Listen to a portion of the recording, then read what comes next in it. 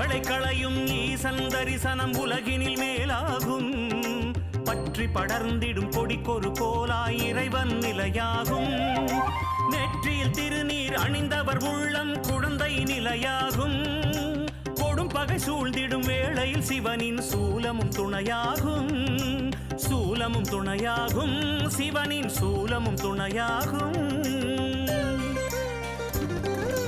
சர்வேஸ்வரா விஸ்வேஸ்வரா அவிநாசி லிங்கேஸ்வரா திருமூர்த்தி மலை வாழும் லிங்கேஸ்வரா அமனலிங்கேஸ்வரா சர்வேஸ்வரா விஸ்வேஸ்வரா